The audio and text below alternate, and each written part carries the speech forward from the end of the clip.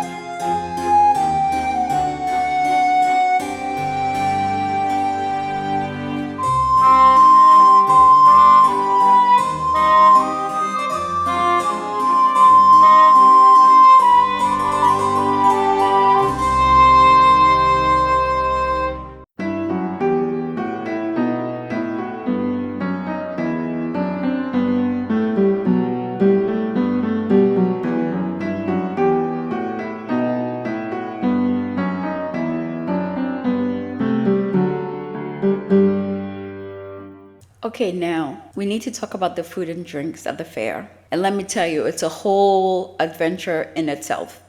First of all, the lines. Oh my gosh. We spent a solid hour in the sun just waiting for a turkey leg. 1 hour. I was slowly melted into the ground. My sunscreen was running off, and by the time I got it, I was too tired to film. That's how tired I was. Let's just say the food and drinks here are not cheap. Like, they look delicious, and they are, but don't come expecting a bargain. We're talking about giant turkey legs, meat pie, fancy bread bowls, desserts. The alcohol and meat selection is really good. Some of the meat is actually worth trying, but it's a little pricey. One thing that I noticed this year there were way fewer staff members compared to last year, which was my first time. It meant the line, name it, they got it. Tables weren't cleared as fast, and honestly, it just made the whole experience a little more chaotic. So if you're planning a trip, come hungry, come patient, and bring your sun hat, because you're gonna be in the sun. In the fourth wall. Yeah. See? Now, I'm not gonna go all the way out there. Oh, hell no. I'm gonna set up right in the middle of the audience, just like this. Yep. Then, I'm gonna jump on top of that platform with the grace of a gazelle. Yeah, what's this one? This is so stupid.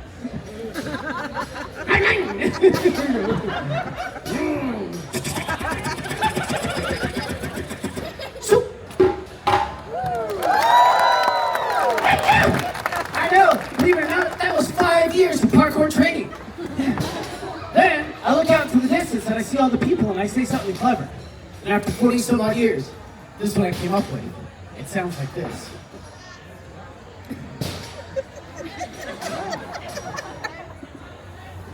It's gonna be awesome.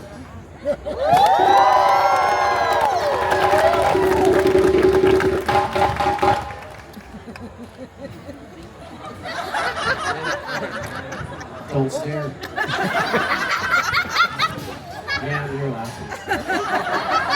No, go ahead, stare all you want. Way out there, 40 some odd. This is what it sounds like. So when the sword reaches right here inside my mouth, I expect you guys to go absolutely nuts. Because if you don't go nuts, I'm just gonna look like some weird loser doing this trick to nobody. Hey! I'm about to swallow! But I really worse. Whatever.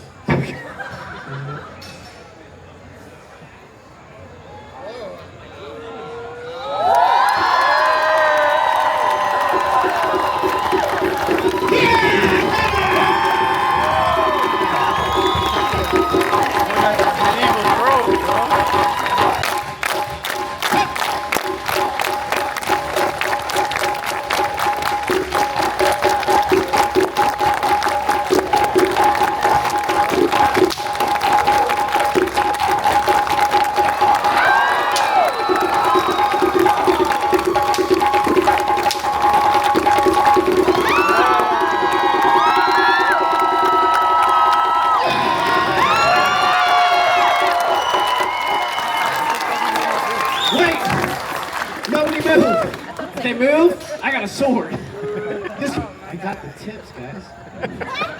Hold on, I gotta feed my kids. There's like 90 of them back there.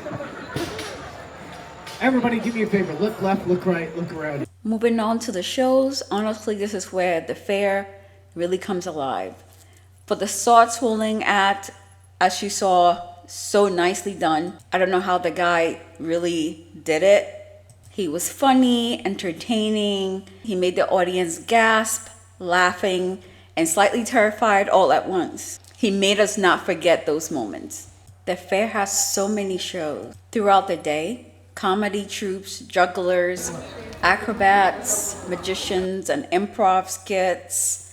So many different types of shows. They usually run on a loop every 30 to 60 minutes. So you can plan the day around the ones that you really want to see.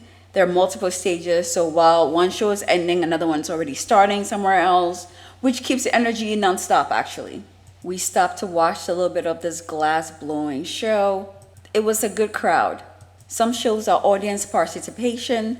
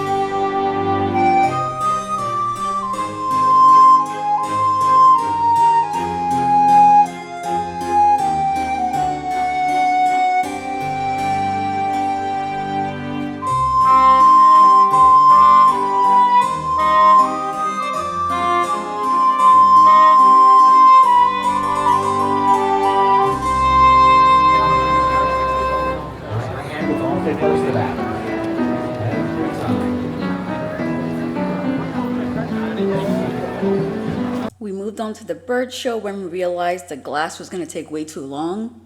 There are a lot of beautiful birds of prey flying right over your head, swooping and landing on gloves, sometimes stealing snacks. It's like Cirque du Soleil meets a nature documentary with a touch of chaos. Honestly, to watch various birds. Taken by a bird.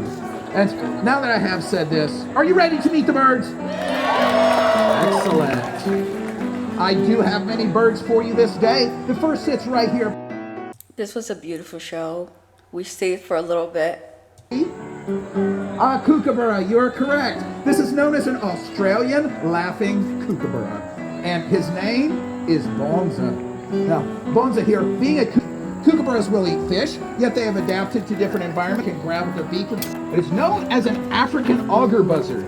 However, do not be fooled by the name, for this is indeed a hawk. It's not, but that's not where he is. Highly trained bird, obeys my every command. Got just where I can There we go. She knows where she's supposed to be. That tree is tricky to fly through. Now, Mozzie is again a hawk. And being a hawk, she's a typical raptor. So why don't you head to the back now? Let's put you on routine. To the back. To the back. There we go. Whoa. It's an interactive program, by the way. That's right. Now you see, she is indeed a hawk, and that makes her a raptor. Now, raptors, when I say that word, people tend to think of dinosaurs, thanks to movies like Jurassic Park. Why does the audience enjoy it so much when the birds give me a hard time? To the back, there we are. And wow! Owls might see infrared light, meaning the heat given off sight, he can find it with his incredible hearing. You may have noticed his face is quite a bit different from the other birds, wide and flat. All the feathers on his face make up what we call a facial disc. So a facial disc, it works like a satellite dish to scoop up sound. And that way he can locate prey underneath snow or grass. He can capture it without ever seeing it. All right, Romeo, you ready? All right. To the back, Romeo. To the back. There we are. Now, they have another trait. And that is the ability to sneak up on their prey. You might have noticed when he flaps his wings, he makes very little noise. That is because the edge of his feathers are very soft. So when he flaps his wings, no loud flapping noises. Also, everyone, to our falcon, and his name is Sala. Will you welcome Sala to the stage for us? Now, he is very new, and just 3 weekends ago, when I first would fly him, all I was doing is having him come off that perch and grab his lure in midair. Well, last weekend, we decided to push it a step further and see if we could get him to make a pass, meaning I would pull the lure out of the way, have him go arcing out and come back for a second attack and grab the lure then. So this weekend, the goal is to see if we can get 2 passes. Now, the idea is to continually build him up. There's somebody here.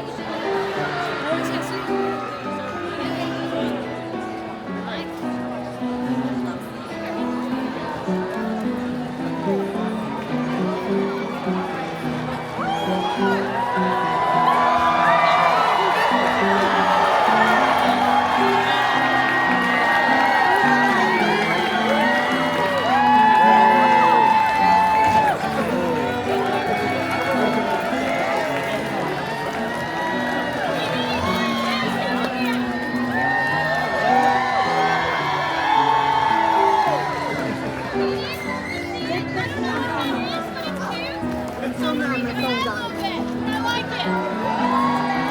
Burgundy and gold. His name is Letterson, the Duke of Arcadia. That means that man in blue and silver is so not your man. And believe me, the sass that rolls off of that gentleman, unmatched. Now be sure to let your knight know your support, but also let your enemy know your distaste, right? Yes, you know the drill, my dears. Let's get it started!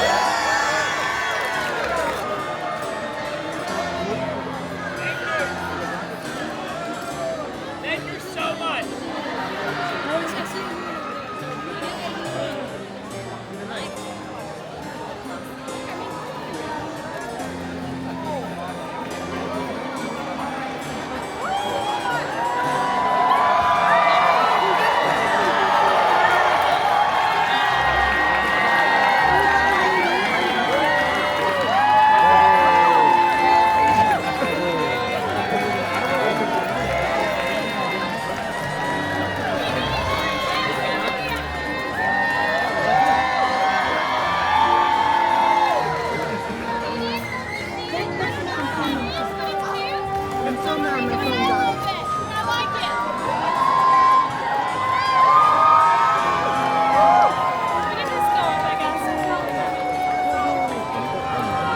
Wonderful, Neva. I just need one step back of everybody here. Thank you kindly.